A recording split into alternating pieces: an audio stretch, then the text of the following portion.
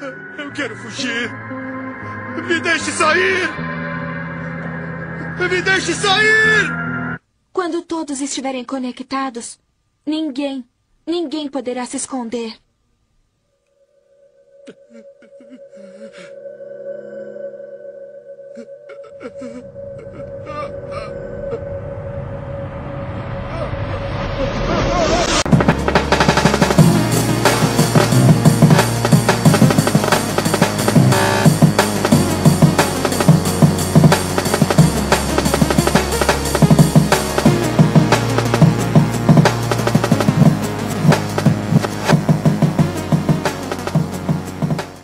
Olá, ouvintes, tudo bem?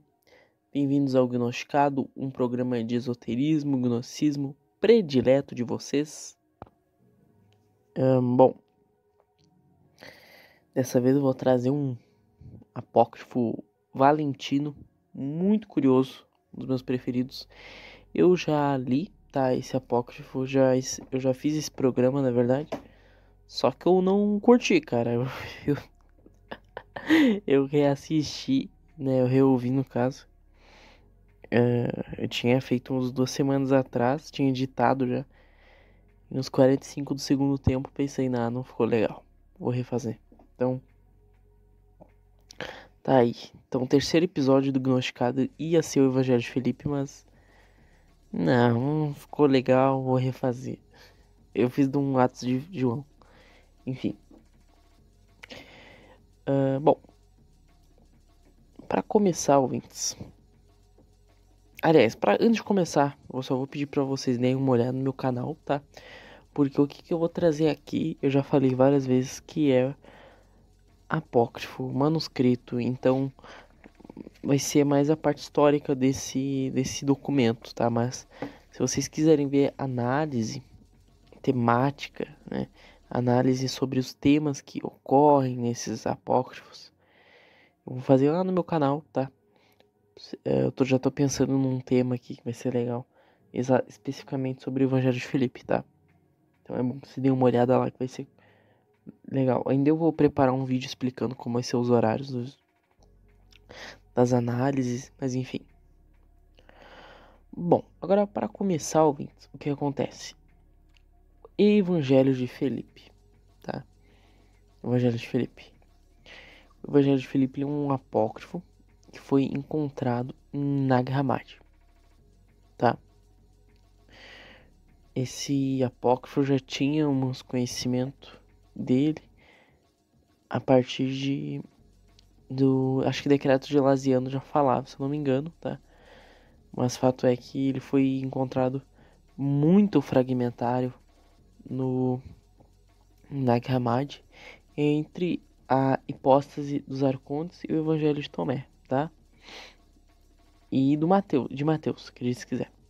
A sua datação é do 2º a 3º século e sua língua, né, como vários textos no Nag Hammadi, é em coopta, mas provavelmente fora compilado na Síria, tá?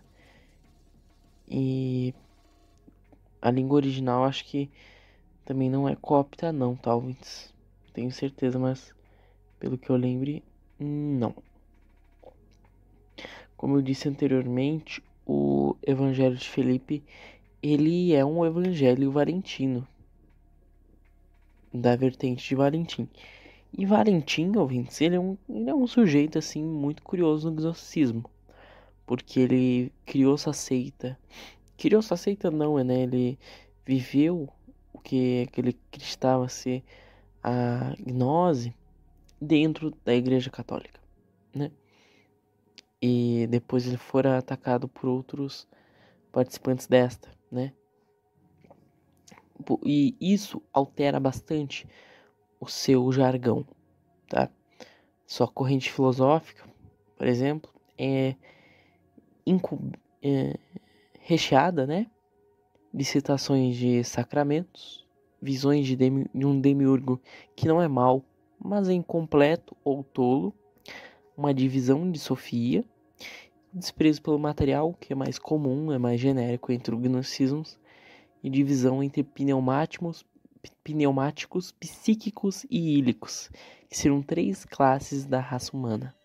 Os ílicos dariam as costas à palavra de Cristo, que é a verdade, que torna o homem imortal e está acima de qualquer comida que antes foi concebida, tá? Que a verdade veio por meio do pão, e o pão é o alimento feito para o homem. Tudo está escrito no Evangelho de Filipe, talvez, que é um apócrifo. Então nisso eles acreditavam, né? E os ílicos, eles só são mais corpo, tá? Essa divisão de 3 classes da humanidade é assim. Os ílicos são meramente corpo, os psíquicos são meramente alma, e os pneumáticos são mais espírito, né? Na verdade, os psíquicos não são bem alma, eles são uma mistura de espírito e corpo, né? Enfim. Mas isso é papo pra outra historinha, não do Minecraft. Bom, existe a tal negação do mundo, tá? Nesse apócrifo. Já partindo pro que é de conteúdo nele, tá? Como eu falei, por participar dessa corrente filosófica, ele vai ter citações a sacramento, tá? Tanto quanto a ação de graças, né? Que seria a Eucaristia, certo? Que se eu não me engano, ele até tem uma citação ali na linguagem da Síria, que seria farisata, né? Que também pode significar, se eu não me engano, estendido. Tem uma parte do apócrifo que ele meio que todo o apócrifo ali, ele vai ser meio que explicações sobre os mistérios, tá? E essa parte da farisata não é diferente. Então, ele vai falar que a farisata significa Eucaristia e isso também significa estendido, porque Jesus desceu ao mundo para crucificar o mundo, né? Se estender sobre o mundo, se eu não me engano. Enfim, o que também é outro aspecto de negação do mundo, né? Mas antes de eu falar disso, eu também queria falar sobre o aspecto do apócrifo, que eu quase esqueci de falar, tá? O que acontece? Ele não é escrito que nem o Evangelho de Tomé, o Evangelho de Maria, ou os evangelhos canônicos, ou também tratados filosóficos.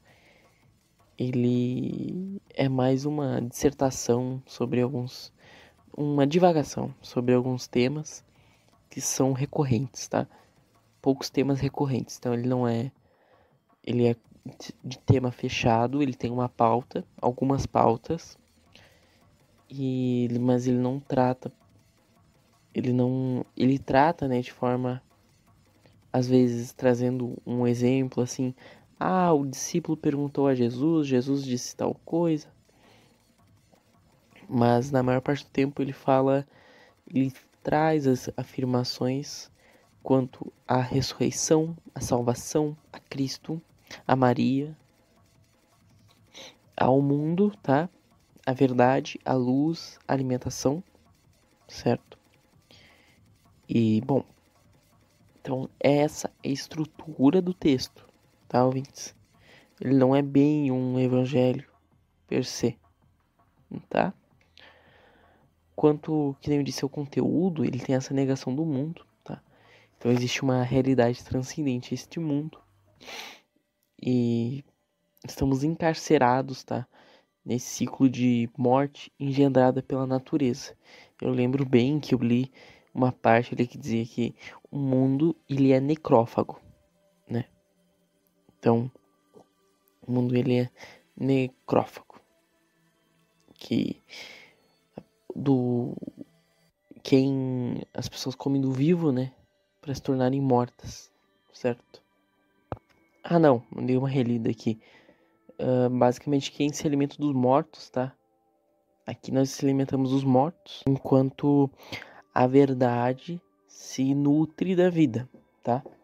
Então, a verdade, ela liberta, tá? É uma frase canônica e que também aparece nesse manuscrito, tá, ouvintes? A verdade liberta, vos libertará. Outro tema que é curioso, além da negação do mundo, nesse apócrifa, é a linguagem, tá? Antes de eu dar continuação à negação do mundo, eu quero falar da linguagem, que é muito importante. Ele vai trazer essa coisa da farisata que eu falei, né? Ele vai falar sobre o significado dos nomes ocultos e dos nomes revelados de Jesus Cristo. Que eu não vou lembrar agora, mas acho que, se não me engano, Nazareno é oculto, Cristo é revelado. Tem uma tipologia, digamos assim, tá?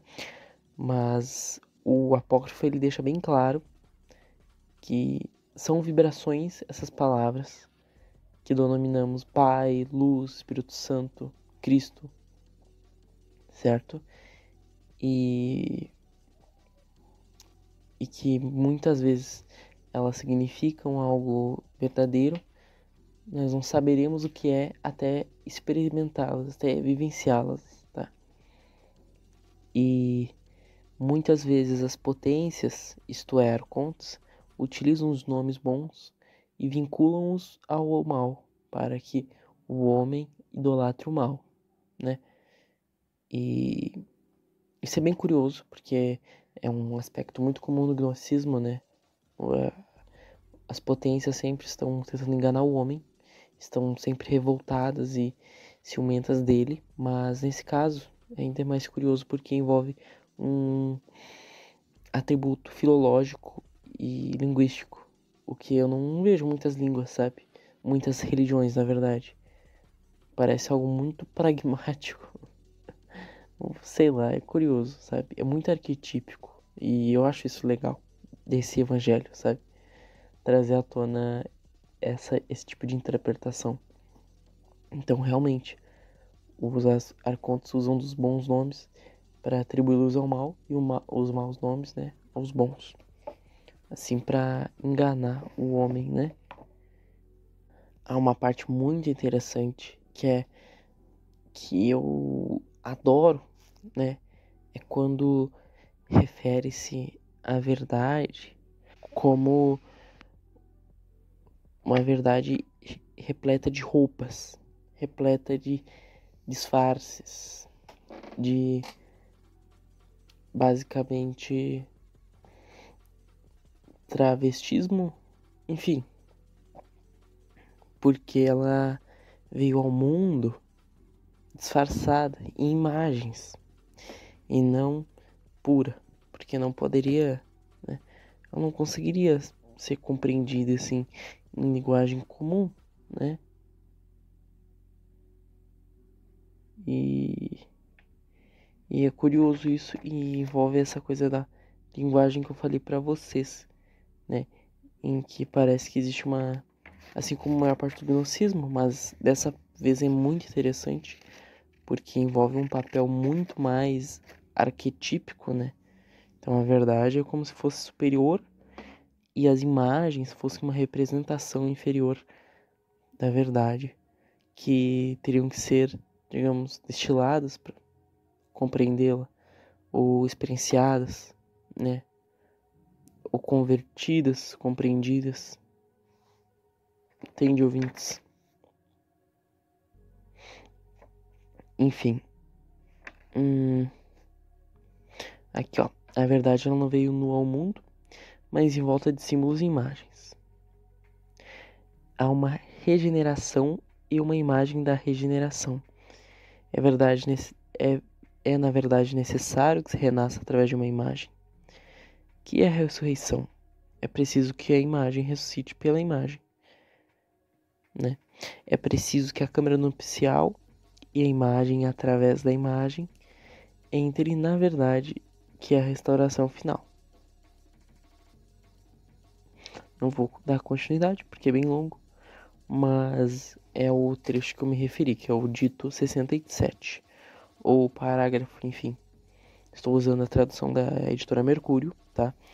Mas qualquer tradução decente seria interessante. Eu até não recomendo muito essa, na verdade, porque a mais recente da Mercúrio é uma reedição da editorial Fontes, que é uma porcaria. Não gostei, mas, né? Enfim, nossa, que é muito mal diagramado, é horrível. Tem vírgula no meio do nada, não é traduzido. Parece só copiaram e colaram em um texto do Word, assim. Colocaram uma fonte bonitinha e dali. Ah, bora. Ninguém vai se importar, tá? Se for pra ler, aprender apócrifo de jeito porco, então não aprenda, né? Basicamente. Se for fazer as coisas pelas pernas, né? Mas enfim. E perto desse dito 67 tem o dito 68, que é o seguinte, ouvintes. O Senhor realizou todo um mistério, um batismo, uma unção, uma eucaristia, uma redenção e uma câmara nupcial. Ou seja, são sacramentos que são semelhantes ao que nós conhecemos hoje em dia, certo? Então, os sacramentos presentes já são um diferencial dos outros gnosticismos que não tinham, tá? Não tinham sacramentos. Talvez a Eucaristia e o batismo, tá? Talvez. Algum, se eu lembre. Mas o restante dos gnosticismos não dão tanta importância a esse aspecto, tá? Já o valentianismo o dá. Até que o Evangelho da Verdade constitui de forma bem rígida que Jesus morreu na cruz. E pelo que eu lembro, ele também prega sobre os sacramentos. Mas eu tenho que dar uma relida nele e eu vou trazer ele aqui para nós darmos uma analisada também, tá, ouvintes? Então, é outra temática, além das imagens do mundo, tá? A verdade transvestida. Estaria também os sacramentos gnósticos. E além disso, temos o mundo que ele é inferiorizado diante essa realidade celestial, tá? Que eu preciso dar uma continuidade nesse tema, porque eu anotei umas coisas interessantes para falar aqui. O demiurgo no valentianismo, como eu falei anteriormente, ele é visto como tolo e não como um demiurgo mau. No setianismo, ele é mau. Em outros gnosticismos, ele é totalmente mau.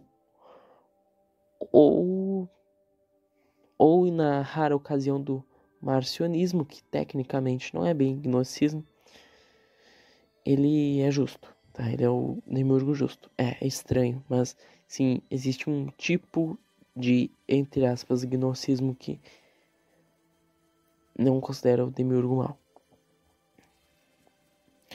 No valentianismo depende, né? Não é bem mal a palavra. Ele é tolo, ele é incompetente. Ele quis criar um mundo perfeito.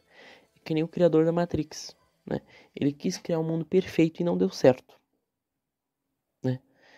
O que coincide com alguns mitos judaicos que eu aprendi, tá? Alguns mnemônicos judaicos que eles ensinam às crianças que eu aprendi. Eu li em algum livro. E eu achei isso muito curioso, sabe? Em que Deus, num desses, vamos dizer, simplificações, ele queria criar uma obra perfeita, mas nisso tudo seria estático e sem escolha, né? Tudo parado. E o homem representado pela letra Gemel, que ela anda, né? Que a quarta letra, eu acho, não vou lembrar. É a quarta. Então, seria uma morte ao homem, né? Ou pelo menos uma morte a qualquer tipo de dinamismo e verdadeira autenticidade da nobreza do demiurgo. Então, para os judeus, realmente Deus queria criar um mundo perfeito, mas não haveria como. Ele deu essa liberdade. Não deu essa liberdade, mas não da forma tomista. Vocês entenderam, né? Vocês não são burros. Ele não podia criar um mundo meramente perfeito, onde todos fossem que nem os anjos, certo? Os anjos pelo menos escolheram a aviação beatífica. Tem anjo que não escolheu, né? Lúcifer viu a face de Deus e resolveu, né? Deus deu a escolha, pelo menos segundo os católicos, né? Nossa, mudei de assunto. Mudei totalmente de assunto. Tá, enfim, esses mitos judaicos, tá, ouvintes? Eles meio que... Eu acho muito curioso isso. Eles sempre dão margem pra um gnóstico chegar e falar: então, esse é o demiurgo.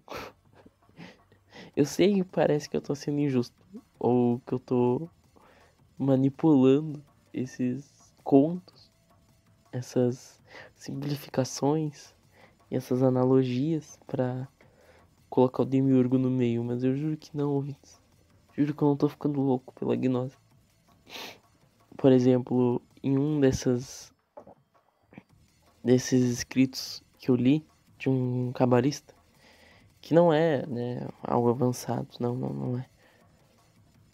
Ele até é da editora Loyola, é do Alfabeto Sagrado. Dois judeus conversando e ele fala sobre a Cabala, esse tipo de coisa. Só que daí nessa obra ele fala sobre as palavras do hebraico, né? As letras, na verdade. E um desses contos que ele diz é quando o demiurgo ele sentia-se sem casa. Sem casa, né? Deus, no caso. Pra eles é Deus, droga. Tô até misturando, vocês verem. Deus não sentia-se em casa, então ele criou o mundo pra ser a casa dele, né?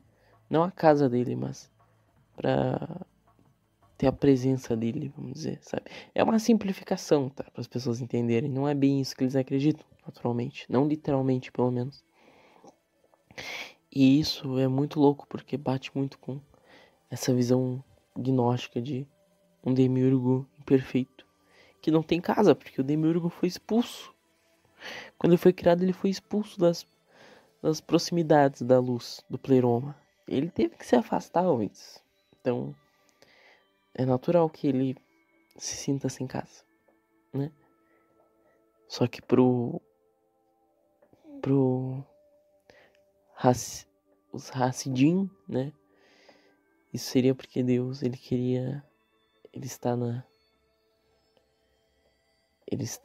tem que dividir espaço ali com o homem, né? O homem ele tem que ser humilde e dar espaço para Deus. Se o homem é muito cheio de si, não tem espaço para Deus. Então, ele é um homem orgulhoso, não vai ter contato com Deus. Já no mito gnóstico, o demiurgo cria uma casa porque ele é simplesmente um cara muito chato de se lidar. E ele precisava de uma casa. Então não tem o significado sobre humildade, mas enfim. Uau! Uau, ouvintes! Alucinações. Não é alucinação, como é que é? Divagações de um insano. Bom, o criador do mundo não quis assim. Tá, fez por incompetência. Assim, o mundo é perecível, tá? E o demiurgo ele pode ser convencido pela corrupção, certo? Então ele não é incorrupto, assim como o mundo não o é, tá bom? Na verdade, ele é um erro, tá? Ele surgiu a partir de uma transgressão, tá? E quanto ao mundo, ouvintes, ele é imperecível, só que o mundo ele é liderado pelas potências, e as potências, os arcontes, elas não são bem assim, elas são, né, maléficas, elas pensam que estão agindo por si, mas segundo o apócrifo, elas estão sendo controladas pelo Espírito Santo. Curioso, né? É bem estranho, mas é comum, até tem nos escritos de Irineu de Leão, acho que ele fala isso no primeiro livro, Sim, eu li o primeiro livro de Ireneu de Leão contra as heresias. Há diversos aéreses, sei lá. Uau, eu sei latim. Que legal. Que Jesus Cristo interveio com alimento verdadeiro. Bom, sobre isso eu já disse, né? Mas é somente por Cristo, tá? Que o mundo é verdadeiramente criado. E assim é superado a limitação carnal para as pessoas que foram designadas a serem resgatadas. Então, Jesus, ele não tem como papel de salvar a todos. Nunca teve, na verdade, nenhum cristianismo, né? De salvar todos. É as pessoas que estão interessadas em seguir sua palavra, né? Não tem como Jesus salvar um cara que não quer se salvar, né? Eu tô errado, ouvinte. Tô falando heresia. Tô falando gnose, né? Aqui é um pouco mais além, né? Ele veio à Terra para resgatar alguns, ajudar outros, se eu não me engano. Tem uma divisão, tá, em 3 partes, basicamente, referindo-se, né, às 3 partes de ílico, psíquico e pneumático, né, que é a parte superior. Pneumático refere-se tanto a sopro, tá, quanto a alma. Alma não, espírito, perdão. Então, pneumático pode se referir a essas duas coisas. Então, ouvintes. Bom, algo interessante é que aqui ele fala sobre o adultério, tá? O adultério. Ele fala que o primeiro pecado foi o adultério, tá? E depois veio o assassinato. O curioso é que ele revela o termo adultério como um contato, né, um intercurso entre 2 seres não semelhantes entre si. Aí você fica com o pé na orelha, né? Pé na orelha não tem como, tá na orelha. Esse pé aí não tá muito certo. Ficou uma pulga na orelha, assim. Como assim, né? Pois é, Elvis. Também fiquei confuso se ele queria dizer que... Pelo que tá escrito aqui, ele fala que Caim, né? Caim que matou Abel, ele era filho da serpente, né? Então, o adultério seria da serpente de Eva, né? Pois é, meio estranho. Mas faria sentido, afinal, são seres que não são semelhantes. Afinal, a serpente, ela é uma potência, um arconte. Talvez, mas de forma alguma é um humano, certo? E isso, obviamente, daria um filho, né, estranho, né, que seria um homicida. E, enfim, é curioso, achei muito curioso esse trecho, que é o dito 42, tá? Primeiro houve adultério e depois veio o assassinato. Então, por isso que Caim matava, por causa da sua descendência da serpente. Bom, quanto a Deus, Deus é um tintureiro para eles. E essa coisa da tinta, que às vezes se cita até um tal de Levi, as tintas de Levi, é curiosa, porque é uma temática que aparece nos Atos de João, que eu já falei. Também é Valentino. Então já tá tudo se conectando, né? Talvez fosse uma comunidades próximas, semelhantes. Não sabemos dizer. Eu não sou nem historiador para dizer isso, mas eu não duvidaria, porque são não só por essa coisa da tinta, tá, ouvintes, mas aparece alguns assuntos valentinos nas suas obras que você liga a chavinha, sabe? Pensa, eu já vi isso em algum lugar. Bom, e se vocês pensam, ouvintes, vocês pensam que os gnósticos adoravam os arcontes? Não, não. No dito 50, o Evangelho de Filipe diz: Deus é antropófago, por isso lhe oferece o homem em sacrifício. Antes o homem que fosse Antes que o homem fosse imolado, se imolavam animais. Por isso não eram deuses aqueles que se faziam sacrifícios. Ou seja, né, os arcontes eles sempre estão querendo atenção, adoração. Eles vão lá, descem pra terra pedindo adoração pros... que eles são as menininhas da OnlyFans. O Demiurgo ele é um café... Opa, não sei se eu posso falar isso no YouTube. Ah, dá, né, falar. Azar, não vou sujar aqui o nome do Hernani, nova vertente aqui. Enfim, né? Então eles querem atenção, tá, ouvintes? Eles querem tu acender a velhinha, sacrifica ali teu carneirinho pra poder pro Deus ficar bem felizinho, né? Aliás, a divisão da alma. A divisão da alma, ouvintes, ela é cercada por meio de metáforas. Por exemplo, no dito 51, diz aqui, ó: tanto as vasilhas de vidro como as de argila se fazem à base do fogo, tá? Fogo talvez se refira ao corpo, não sei exatamente, mas o fato é que tem que envolver o corpo, né? Tem um corpo, né? Os pneumáticos e os psíquicos têm corpo, os ílicos têm corpo. Só que, ouvintes, o vidro derrete e você junta novamente o vidro, ele vira outra vasilha. Já a argila não volta a derreter, certo? Não tem como tu perde uma vasilha de argila para sempre. E é isso que o autor aqui ele quer dizer, tá? Ele fala que as de vidro podem ser remodeladas, pois foram fabricadas por um sopro, ou seja, por um espírito. As de argila, ao contrário, se rompem ou forem destruídas definitivamente. Pois nenhum sopro interveio em sua fabricação.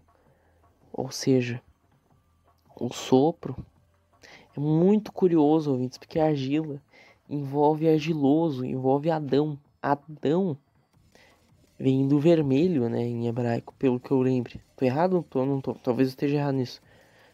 Nisso, né? Eu acerto sempre, né? Adão vem dessa coisa da argila, né? Da terra. Então, ou seja, né, existiriam... E eu acho que ele se refere a ílicos e psíquicos, né? Mas não sei dizer ao certo. Pneumáticos, perdão. Mas não sei dizer ao certo, né? Então, e também se pode se referir à escatologia gnóstica. Afinal de contas, ouvintes, para eles, você era ílico? Você é ílico, amiguinho? O mundo vai queimar? Tu não vai pro céu. O cara que é ílico queima com o mundo, tá? Pra eles é isso mesmo. Mas isso é papo pra outra coisa, porque eu não estudei muito a fundo. E eu posso falar bobagem. Já o Evangelho de Filipe, né? Eu sou um especialista. Coopta, sou um gênio. E ninguém pode me refutar, porque eu sou muito genial, né, ouvintes? Meu QI é 80 mil. Bom, depois de ter dito 1000 assuntos em um, tem a divisão da queda. Como assim? O ouvinte vai chegar... Que gnose é essa? Bom, a queda para os gnósticos valentinos não era a maçã, não era a serpente, não era comer a maçã, não era nada disso, não era a criação do mundo. Quer dizer, era meio que a criação do mundo, mas enfim. A verdadeira queda para os valentinos era quando Adão virou 2. Adão virou Eva. E vocês já sabem que alguns judeus, rabinos, né, consideram Adão como aquela que significasse, né, uma forma andrógena da humanidade como um todo, né? E Eva fora, digamos, repartida, né, de Adão, fora extraída de Adão, né? E essa é a queda para os valentinos, porque seria uma prova da divisão do mundo. O mundo foi criado na divisão, tá? A queda não foi na serpente, né? Mas foi na divisão entre o masculino e o feminino. Algo que é recorrente também no Evangelho de Tomás. Tomé, mas pode significar Tomás também, não tem problema. O Evangelho dos Egípcios também tem algo relacionado a isso, tá? Mas esse é outro tema. E algo recorrente vocês vão ver no esoterismo e no gnosticismo, certo? Dessas bandas, ao menos, onde o masculino e o feminino eles têm que se unir em um só, né? Uma união para se libertar deste mundo. Câmara nupcial, né? Então, por exemplo, tem uma analogia para você entender como se livrar dos maus espíritos, em que o Evangelho de Filipe afirma em que você tem que ter uma parte masculina e uma parte feminina, né, presentes, assim como na câmara nupcial, né, para se livrar desses espíritos, uma esposa e um marido, certo? Pois se há um homem ou se há uma mulher, a mulher será atacada por homens tolos, assim como a mulher é atacada por homens tolos também, igualmente tolos, né? Que vão se arrojar em sua beleza, né? Em sua atração, né? Eu viajei um pouco, mas é realmente isso, talvez. Então a união do masculino e feminino é superior à realidade atual, que é uma divisão, né? Uma divisão que também briga constante, aliás, mas isso não é o tema do apócrifo. Enfim, somente através da superação dessa dualidade chegaremos a um avanço espiritual, tá? Cristo veio à Terra para terminar com esse erro.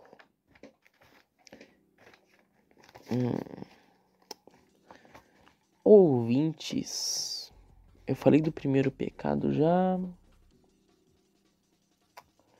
Falei de João e Felipe. Bom, eu acho que tem mais coisa, mas acho que a última coisa que eu vou falar aqui vai ser o nascimento virginal, tá? O que acontece? Nesse apócrifo não fica muito claro se alimenta uma visão que Jesus